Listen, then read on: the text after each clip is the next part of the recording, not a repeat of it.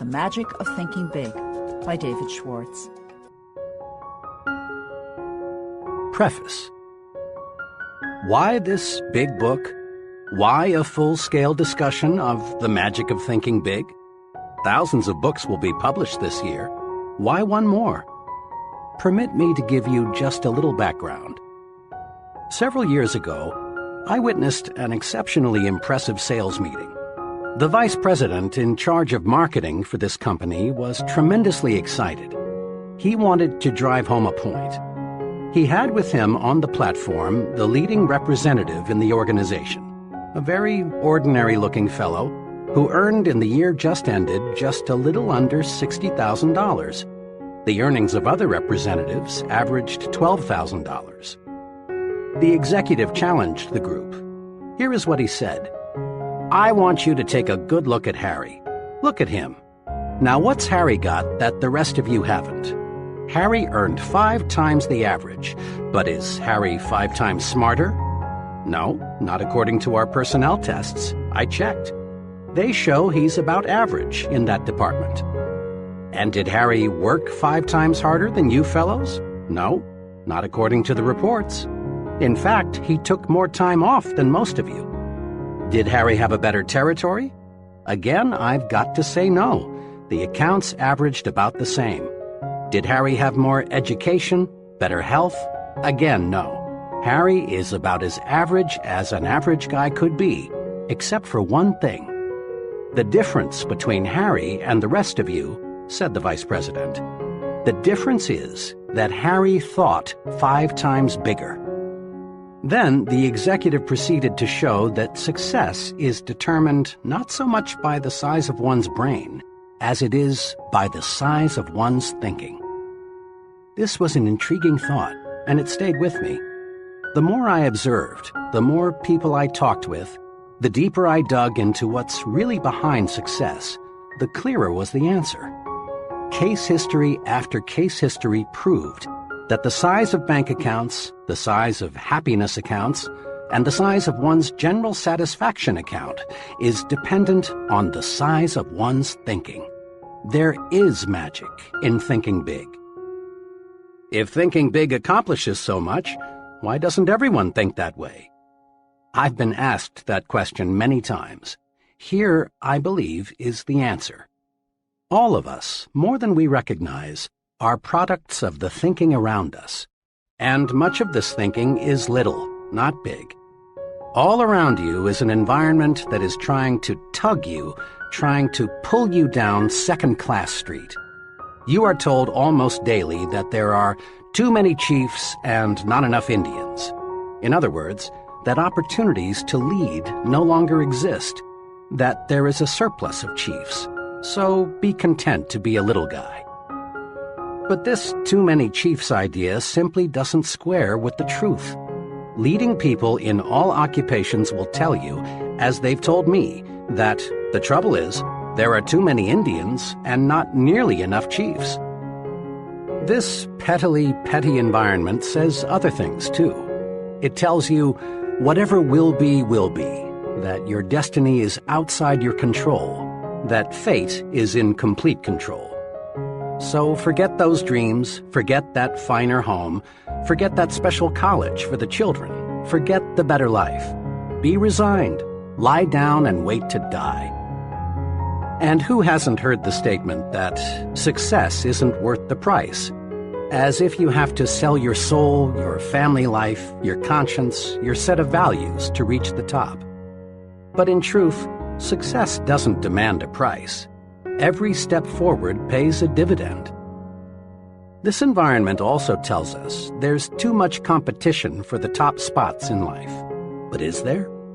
A personnel selection executive told me that he receives 50 to 250 times as many applicants for jobs that pay $10,000 per year as for jobs that pay $50,000 a year. This is to say that there is at least 50 times as much competition for jobs on Second-Class Street as for jobs on First-Class Avenue. First-Class Avenue, USA, is a short, uncrowded street. There are countless vacancies waiting there for people like you who dare to think big. The basic principles and concepts supporting the magic of thinking big come from the highest pedigree sources, the very finest and biggest thinking minds yet to live on planet Earth.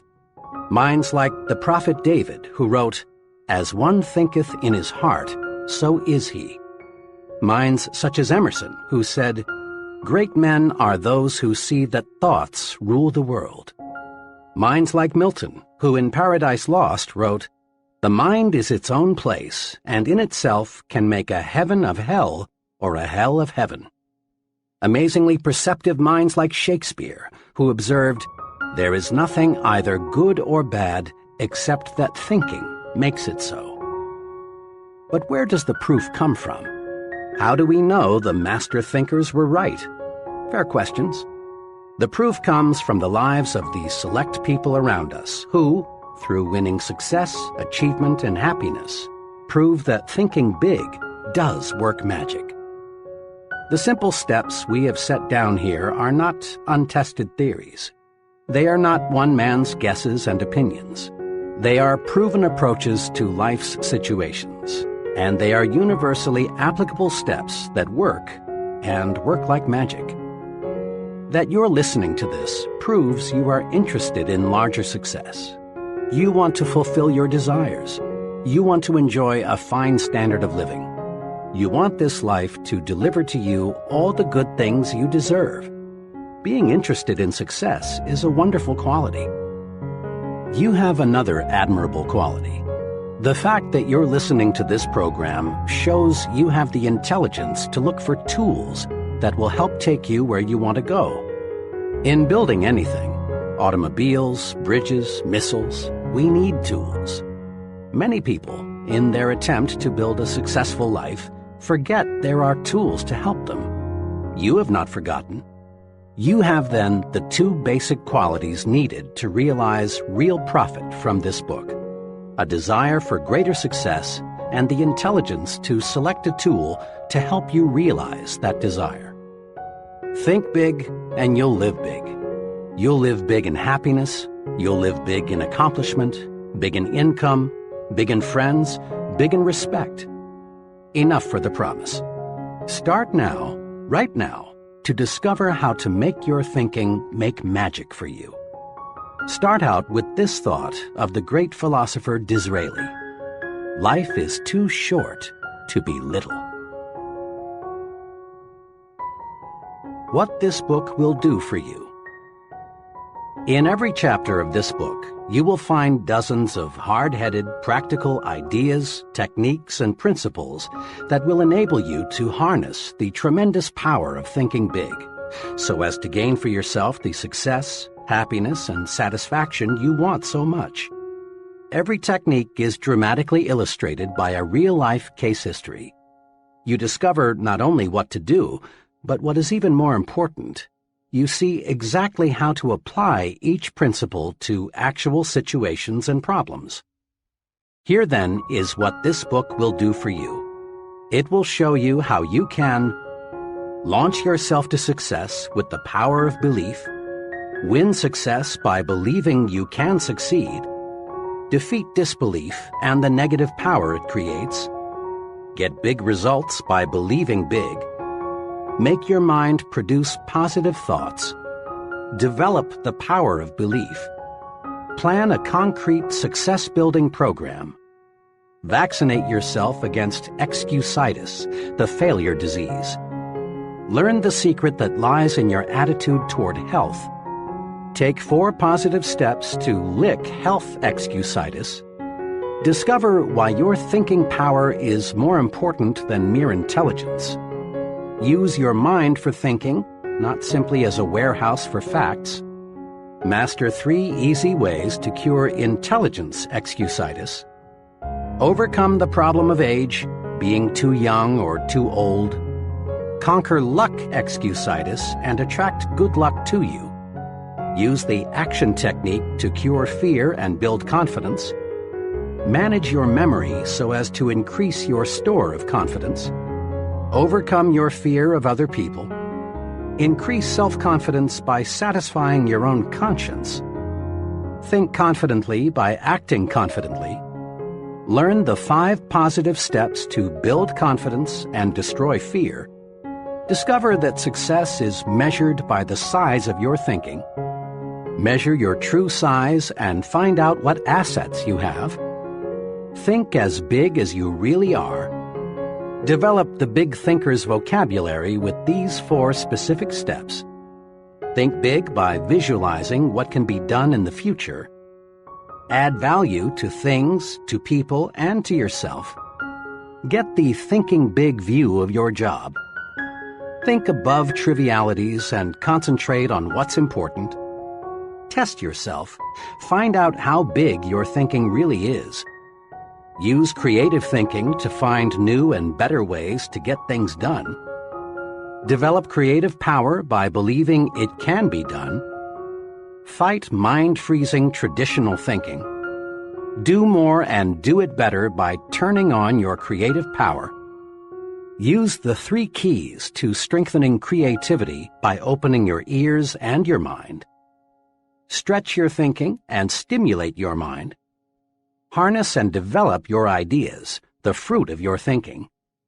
Look important because it helps you think important. Become important by thinking your work is important. Build your own sell yourself to yourself commercial. Upgrade your thinking. Think like important people think. Make your environment work for you. Prevent small people from holding you back. Manage your work environment. Get plenty of psychological sunshine during leisure hours. Throw thought poison out of your environment. Go first class in everything you do. Grow the attitudes that will help you win what you want. Get activated, get enthusiastic. Develop the power of real enthusiasm.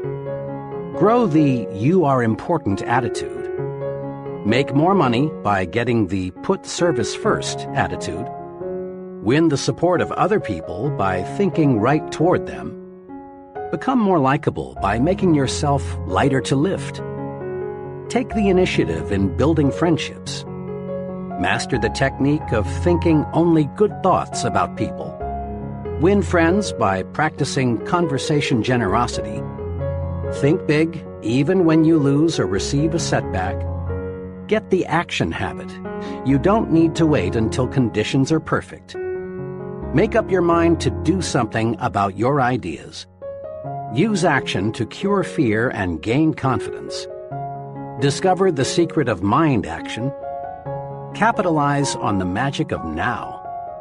Strengthen yourself by getting the speak up habit. Develop initiative, a special kind of action. Discover that defeat is nothing more than a state of mind. Salvage something from every setback. Use the force of constructive self-criticism. Achieve positive results through persistence and experimentation. Whip discouragement by finding the good side to every situation. Multiply your energy by setting definite goals. Set goals that will help you get things done and live longer. Accomplish your goals with this 30-day improvement guide. Invest in yourself for future profit. Learn the 4 rules of leadership. Develop your power to trade minds with the people you want to influence. Put the be human approach to work for you. Think progress, believe in progress, push for progress. Test yourself to learn whether you are a progressive thinker. Tap your supreme thinking power. Use the magic of thinking big in life's most crucial situations.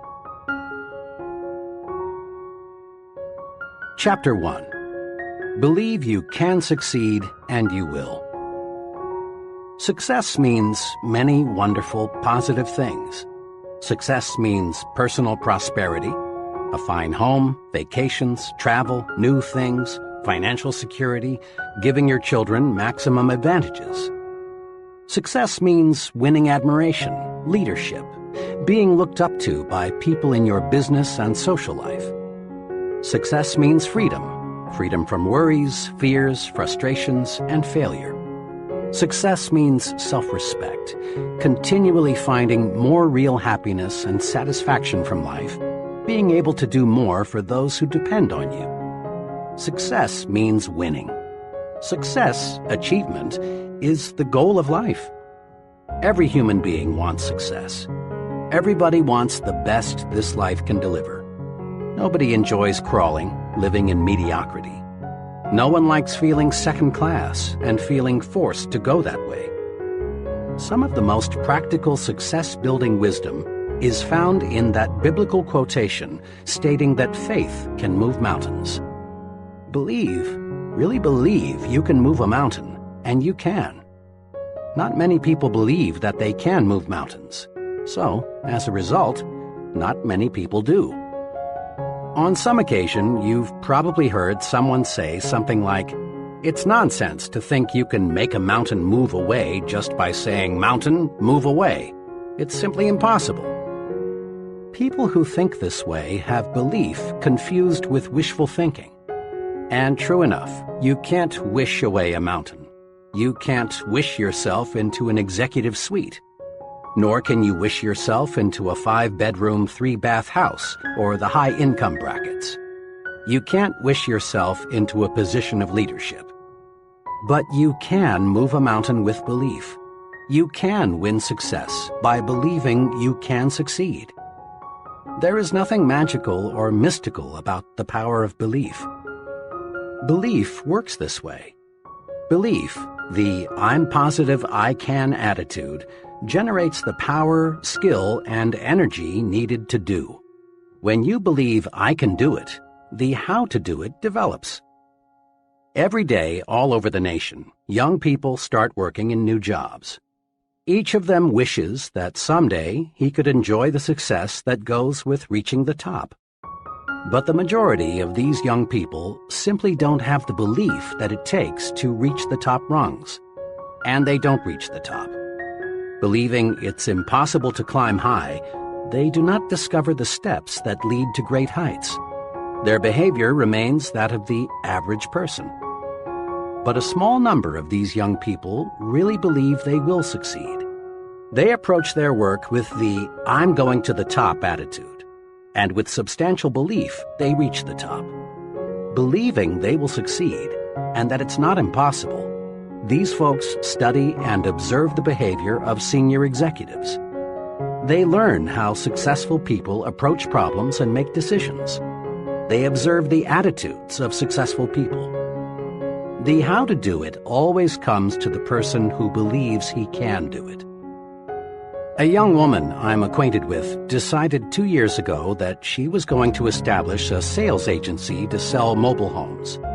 She was advised by many that she shouldn't and couldn't do it. She had less than $3,000 in savings and was advised that the minimum capital investment required was many times that. "Look how competitive it is," she was advised. "And besides, what practical experience have you had in selling mobile homes, let alone managing a business?" her advisors asked. But this young lady had belief in herself and her ability to succeed. She quickly admitted that she lacked capital, that the business was very competitive, and that she lacked experience. "But," she said, "all the evidence I can gather shows that the mobile home industry is going to expand. On top of that, I've studied my competition. I know I can do a better job of merchandising trailers than anybody else in this town. I expect to make some mistakes, but I'm going to be on top in a hurry." And she was. She had little trouble getting capital. Her absolutely unquestioned belief that she could succeed with this business won her the confidence of 2 investors. And armed with complete belief, she did the impossible. She got a trailer manufacturer to advance her a limited inventory with no money down. Last year, she sold over $1 million worth of trailers. Next year, she says, I expect to gross over $2 million. Belief, strong belief, triggers the mind to figure ways and means and how to. And believing you can succeed makes others place confidence in you. Most people do not put much stock in belief. But some, the residents of Successfulville, USA, do. Just a few weeks ago, a friend who is an official with a state highway department in a Midwestern state related a mountain-moving experience to me. Last month, my friend began, our department sent notices to a number of engineering companies that we were authorized to retain some firm to design 8 bridges as part of our highway building program. The bridges were to be built at a cost of $5 million. The engineering firm selected would get a 4% commission, or $200,000 for its design work. I talked with 21 engineering firms about this. The 4 largest decided right away to submit proposals. The other 17 companies were small, having only 3 to 7 engineers each. The size of the project scared off 16 of these 17. They went over the project, shook their heads, and said, in effect, "It's too big for us. I wish I thought we could handle it, but it's no use even trying." But one of these small firms, a company with only 3 engineers, studied the plans and said, "We can do it. We'll submit a proposal." They did, and they got the job. Those who believe they can move mountains do. Those who believe they can't, cannot. Belief triggers the power to do. Actually, in these modern times, belief is doing much bigger things than moving mountains. The most essential element, in fact, the essential element in our space explorations today, is belief that space can be mastered. Without firm, unwavering belief that man can travel in space, our scientists would not have the courage, interest, and enthusiasm to proceed. Belief that cancer can be cured will ultimately produce cures for cancer. Currently, there is some talk of building a tunnel under the English Channel to connect England with the continent. Whether this tunnel is ever built depends on whether responsible people believe it can be built. Belief in great results is the driving force, the power behind all great books, plays, scientific discoveries. Belief in success is behind every successful business, church, and political organization. Belief in success is the one basic, absolutely essential ingredient of successful people. Believe, really believe you can succeed, and you will. Over the years, I've talked with many people who have failed in business ventures and in various careers. I've heard a lot of reasons and excuses for failure. Something especially significant unfolds as conversations with failures develop. In a casual sort of way, the failure drops a remark like, "To tell the truth, I didn't think it would work," or "I had my misgivings before I even started out," or "Actually, I wasn't too surprised that it didn't work out." The "okay, I'll give it a try, but I don't think it will work" attitude produces failures. Disbelief is negative power. When the mind disbelieves or doubts, the mind attracts reasons to support the disbelief. Doubt, disbelief, the subconscious will to fail, the not really wanting to succeed, is responsible for most failures. Think doubt and fail. Think victory and succeed. A young fiction writer talked with me recently about her writing ambitions. The name of one of the top writers in her field came up. "Oh," she said, "Mr. X is a wonderful writer, but, of course, I can't be nearly as successful as he is." Her attitude disappointed me very much because I know the writer mentioned. He is not super intelligent, nor super perceptive, nor super anything else except super confident. He believes he is among the best, and so he acts and performs the best. It is well to respect the leader, learn from him, observe him, study him, but don't worship him. Believe you can surpass. Believe you can go beyond. Those who harbor the second-best attitude are invariably second-best doers. Look at it this way. Belief is the thermostat that regulates what we accomplish in life. Study the fellow who is shuffling down there in mediocrity. He believes he is worth little, so he receives little. He believes he can't do big things, and he doesn't. He believes he is unimportant, so everything he does has an unimportant mark. As time goes by, lack of belief in himself shows through in the way the fellow talks, walks, acts. Unless he readjusts his thermostat forward, he shrinks, grows smaller and smaller in his own estimation.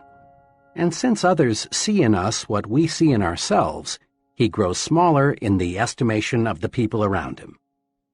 Now, look across the way at the person who is advancing forward.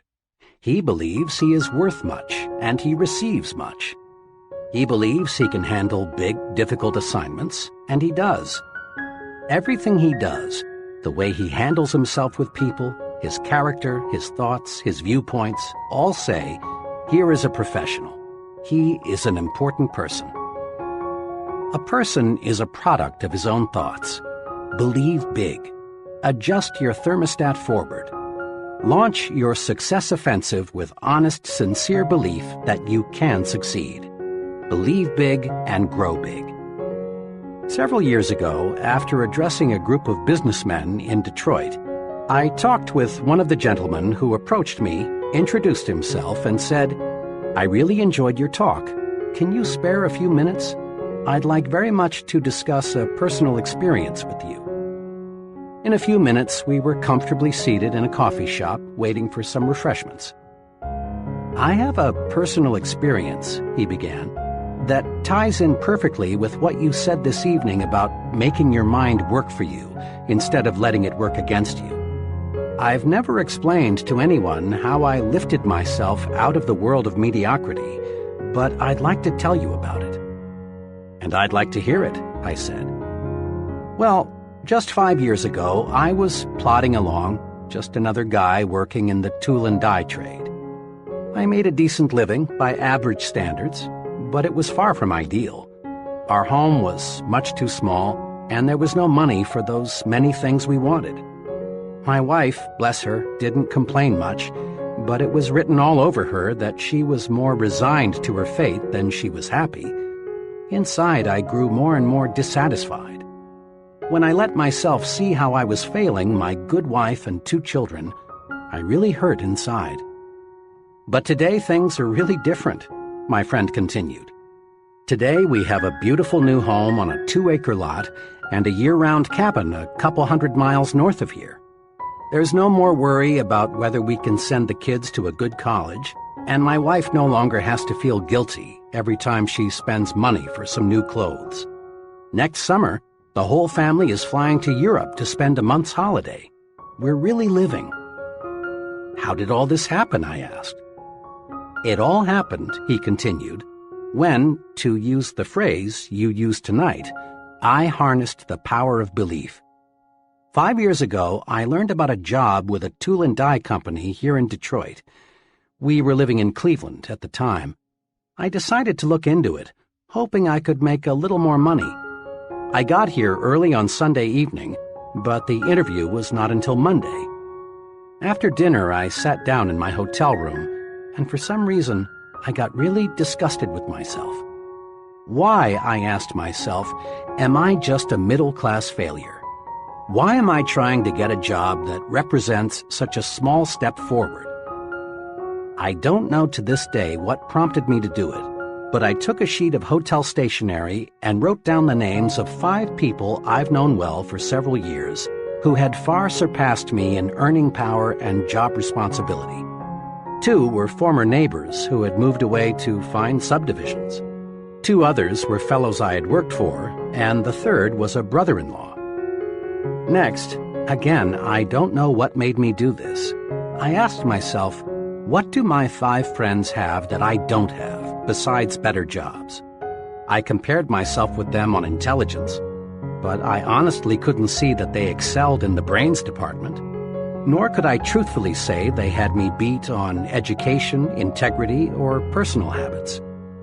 Finally, I got down to another success quality one hears a lot about: initiative. Here, I hated to admit it, but I had to. On this point, my record showed I was far below that of my successful friends. It was now about 3 a.m., but my mind was astonishingly clear. I was seeing my weak point for the first time. I discovered that I had held back. I had always carried a little stick. I dug into myself deeper and deeper and found the reason I lacked initiative was because I didn't believe inside that I was worth very much. I sat there the rest of the night, just reviewing how lack of faith in myself had dominated me ever since I could remember, how I had used my mind to work against myself. I found I had been preaching to myself why I couldn't get ahead instead of why I could. I had been selling myself short. I found this streak of self-depreciation showed through in everything I did. Then it dawned on me that no one else was going to believe in me until I believed in myself. Right then I decided, I'm through feeling second class.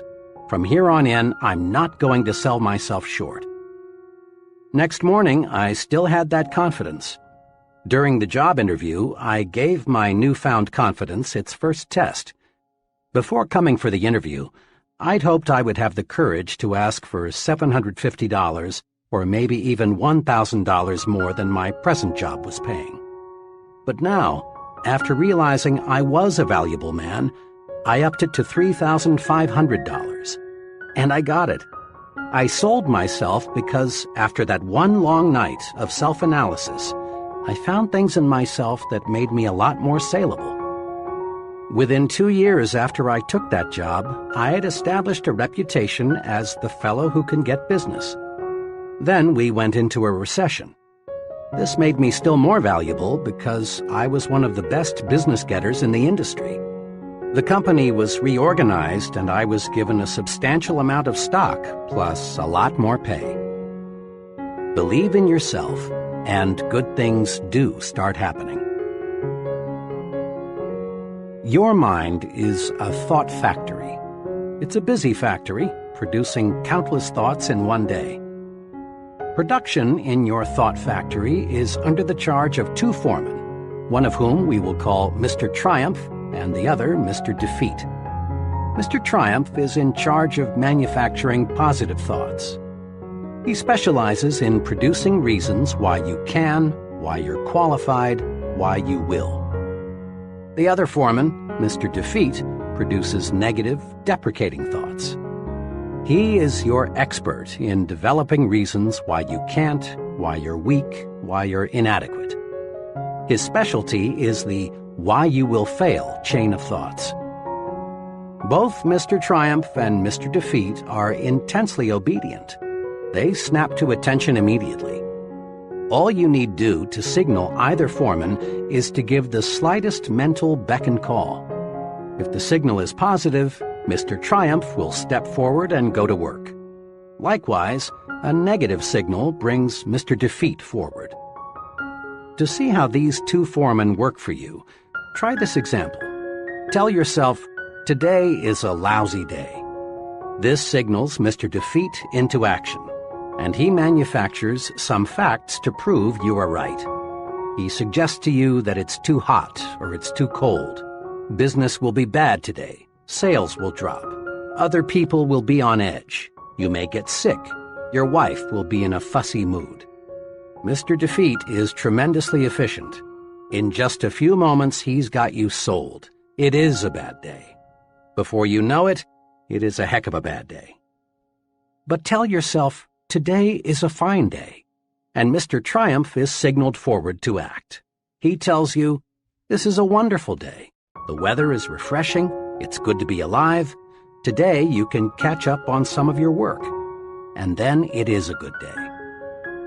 In like fashion, Mr. Defeat can show you why you can't sell Mr. Smith. Mr. Triumph will show you that you can.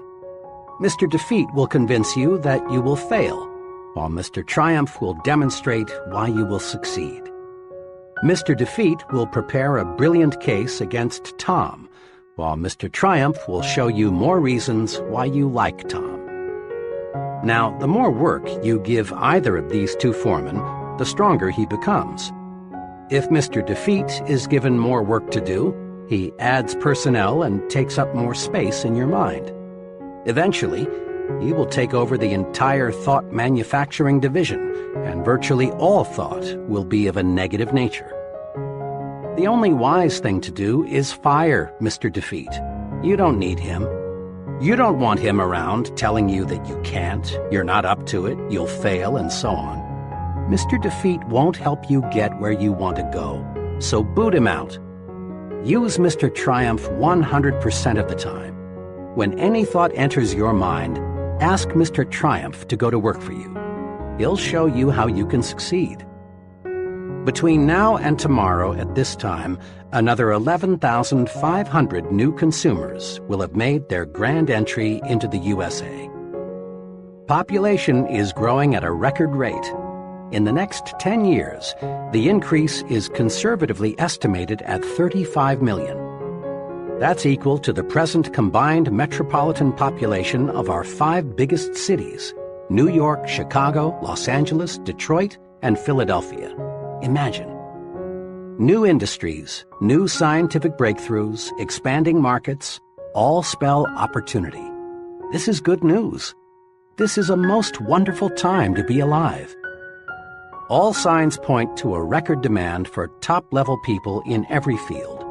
People who have superior ability to influence others, to direct their work, to serve them in a leadership capacity. And the people who will fill these leadership positions are all adults or near adults right now.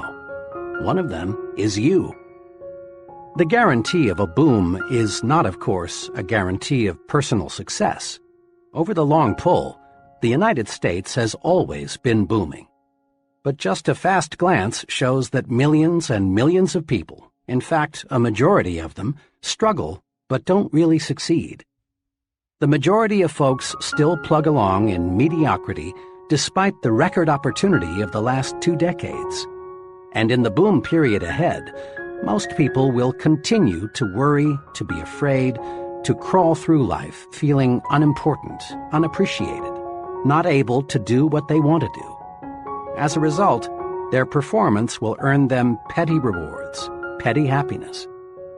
Those who convert opportunity into reward, and let me say, I sincerely believe you are one of those, else you'd rely on luck and not bother with this book, will be those wise people who learn how to think themselves to success. Walk in. The door to success is open wider than ever before. Put yourself on record now that you are going to join that select group that is getting what it wants from life. Here is the first step toward success. It's a basic step. It can't be avoided. Step 1. Believe in yourself. Believe you can succeed. How to develop the power of belief. Here are the 3 guides to acquiring and strengthening the power of belief. 1. Think success. Don't think failure. At work, in your home, substitute success thinking for failure thinking. When you face a difficult situation, think, I'll win, not I'll probably lose. When you compete with someone else, think, I'm equal to the best, not I'm outclassed. When opportunity appears, think, I can do it, never I can't. Let the master thought, I will succeed, dominate your thinking process. Thinking success conditions your mind to create plans that produce success. Thinking failure does the exact opposite. Failure thinking conditions the mind to think other thoughts that produce failure. 2. Remind yourself regularly that you are better than you think you are. Successful people are not supermen. Success does not require a super intellect, nor is there anything mystical about success. And success isn't based on luck. Successful people are just ordinary folks who have developed belief in themselves and what they do. Never, yes, never sell yourself short. 3. Believe big. The size of your success is determined by the size of your belief. Think little goals and expect little achievements. Think big goals and win big success. Remember this, too. Big ideas and big plans are often easier, certainly no more difficult, then small ideas and small plans. Mr. Ralph J. Cordiner, chairman of the board of the General Electric Company, said this to a leadership conference: "We need from every man who aspires to leadership, for himself and his company, a determination to undertake a personal program of self-development. Nobody is going to order a man to develop. Whether a man lags behind or moves ahead in his specialty is a matter of his own personal application. This is something which takes time, work, and sacrifice. Nobody can do it for you." Mr. Cordiner's advice is sound and practical. Live it. Persons who reach the top rungs in business management, selling, engineering, religious work, writing, acting, and in every other pursuit get there by following conscientiously and continuously a plan for self-development and growth. Any training program, and that's exactly what this book is, must do three things. It must provide content, the what to do. Second, it must supply a method, the how to do it. And third, it must meet the acid test, that is, get results. The what of your personal training program for success is built on the attitudes and techniques of successful people. How do they manage themselves? How do they overcome obstacles? How do they earn the respect of others? What sets them apart from the ordinary? How do they think? The how of your plan for development and growth is a series of concrete guides for action.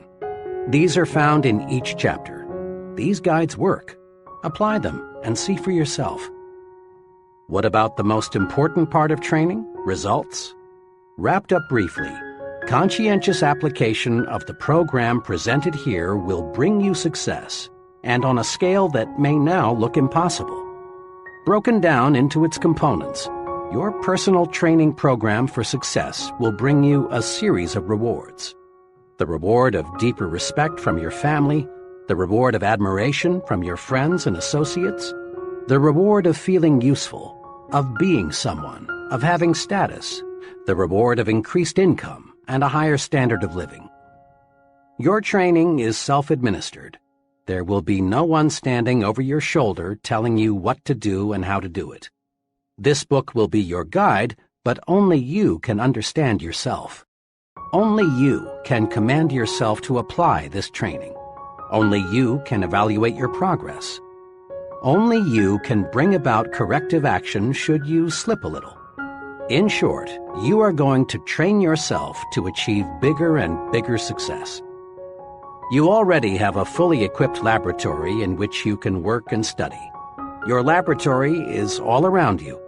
Your laboratory consists of human beings. This laboratory supplies you with every possible example of human action. And there is no limit to what you can learn once you see yourself as a scientist in your own lab. What's more, there is nothing to buy. There is no rent to pay. There are no fees of any kind. You can use this laboratory as much as you like for free. As director of your own laboratory, you will want to do what every scientist does: observe and experiment. Isn't it surprising to you that most people understand so little about why people act as they do, even though they are surrounded by people all their lives? Most people are not trained observers. One important purpose of this book is to help you train yourself to observe, to develop deep insight into human action. You'll want to ask yourself questions like, why is John so successful and Tom just getting by? Why do some people have many friends and other people have only few friends? Why will people gladly accept what one person tells them but ignore another person who tells them the same thing? Once trained, you will learn valuable lessons just through the very simple process of observing. Here are two special suggestions to help you make yourself a trained observer. Select for special study the most successful and the most unsuccessful person you know. Then, as the book unfolds, observe how closely your successful friend adheres to these success principles. Notice also how studying the two extremes will help you see the unmistakable wisdom of following the truths outlined in this book. Each contact you make with another person gives you a chance to see success development principles at work. Your objective is to make successful action habitual. The more we practice, the sooner it becomes second nature to act in the desired way.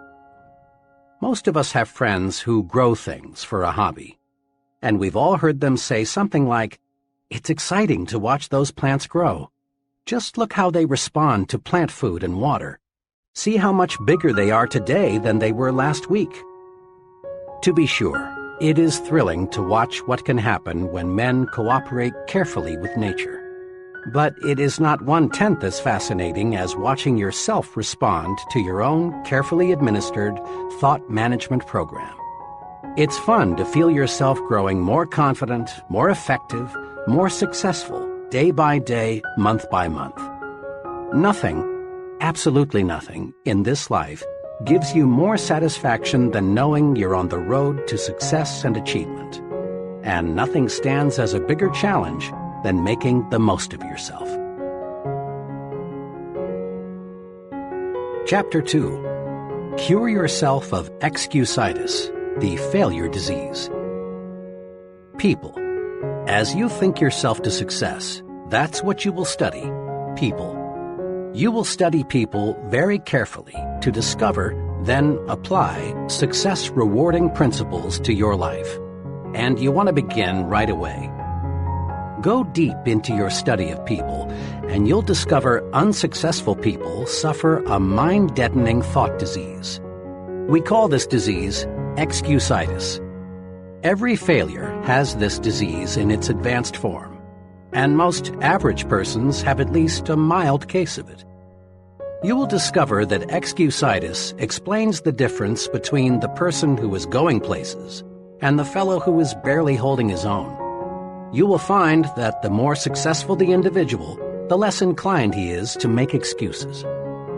But the fellow who has gone nowhere and has no plans for getting anywhere always has a book full of reasons to explain why.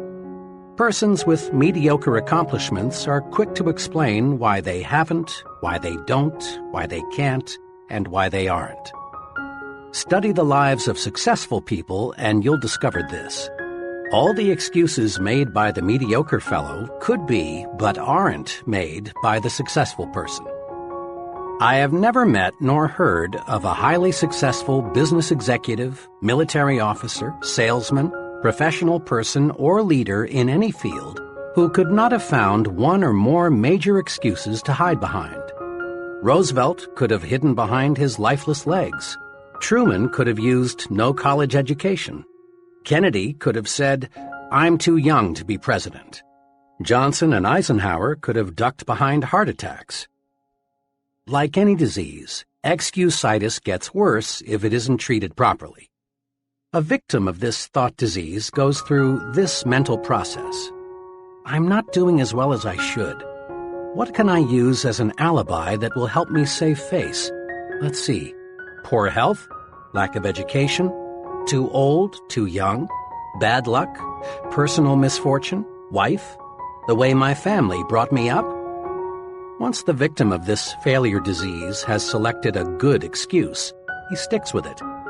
Then he relies on the excuse to explain to himself and others why he is not going forward. And each time the victim makes the excuse becomes embedded deeper within his subconsciousness. Thoughts, positive or negative, grow stronger when fertilized with constant repetition.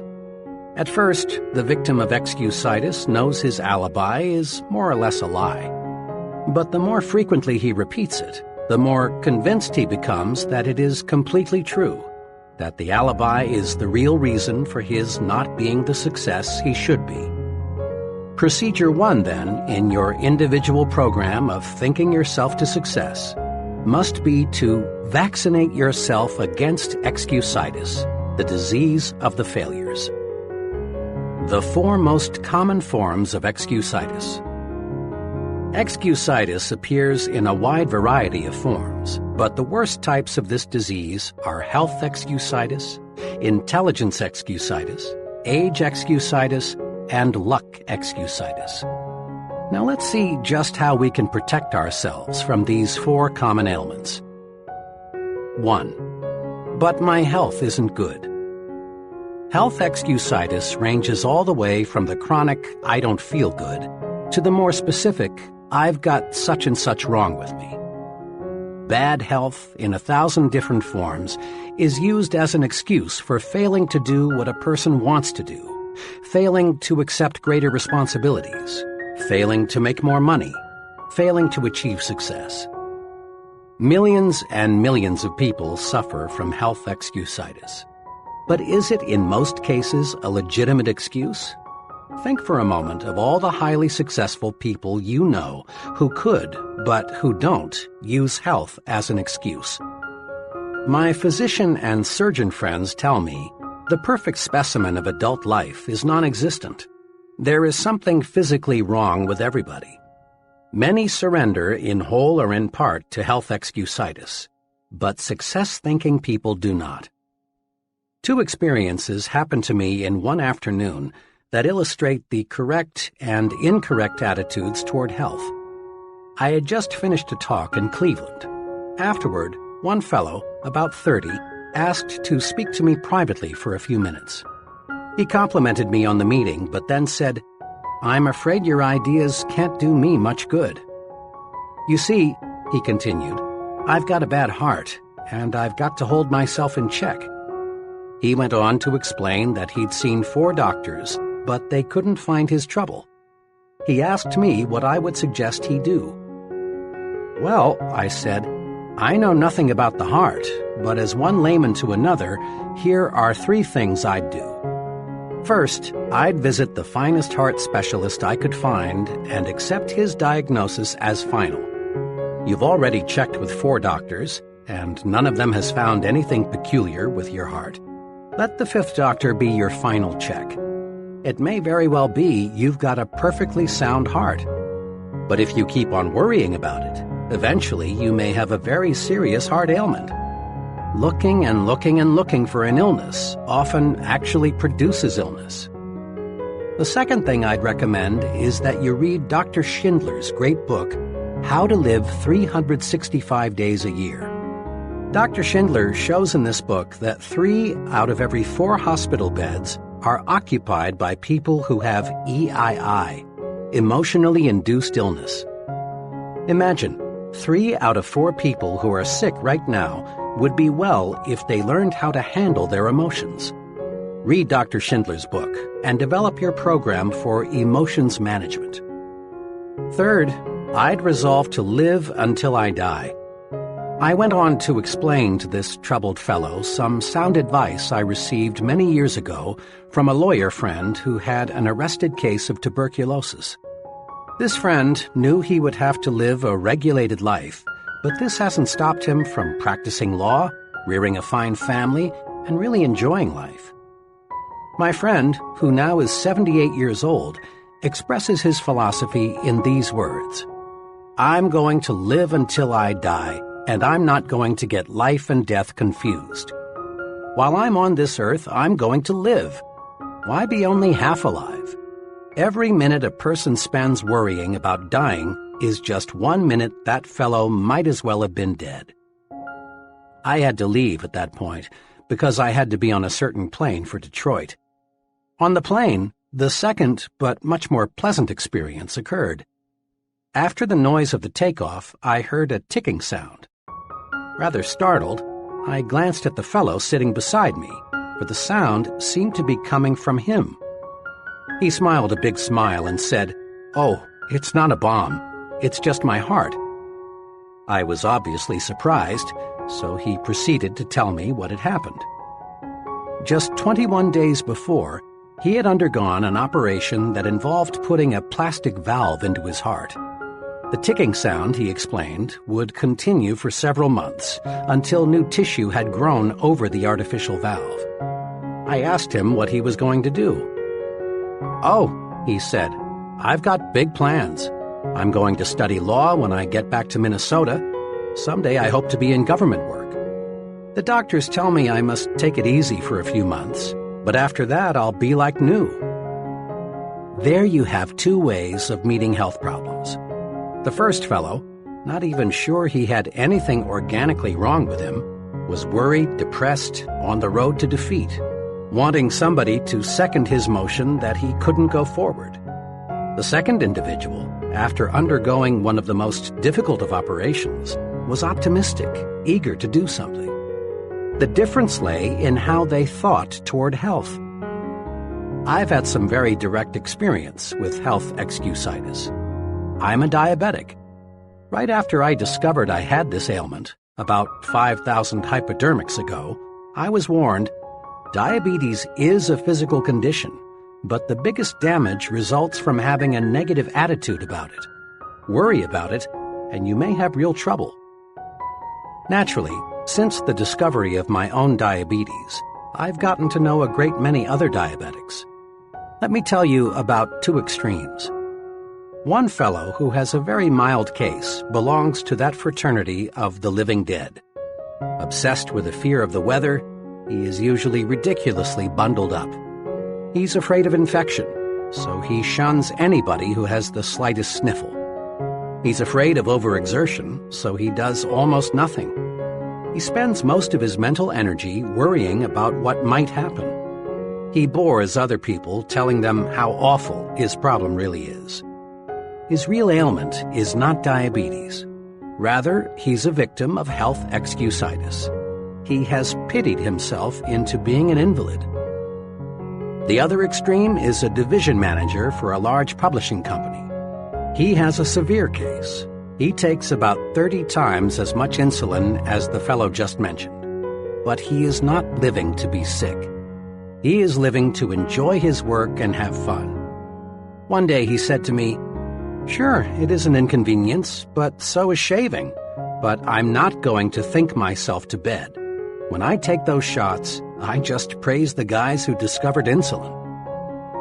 A good friend of mine, a widely known college educator, came home from Europe in 1945 minus one arm. Despite his handicap, John is always smiling, always helping others. He's about as optimistic as anyone I know.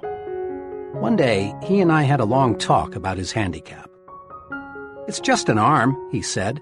"Sure, two are better than one, but they just cut off my arm. My spirit is 100% intact. I'm really grateful for that." Another amputee friend is an excellent golfer.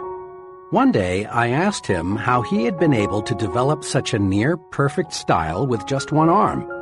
I mentioned that most golfers with two arms can't do nearly as well. His reply says a lot. "Well, it's my experience," he said, "that the right attitude and one arm will beat the wrong attitude and two arms every time." The right attitude and one arm will beat the wrong attitude and two arms every time.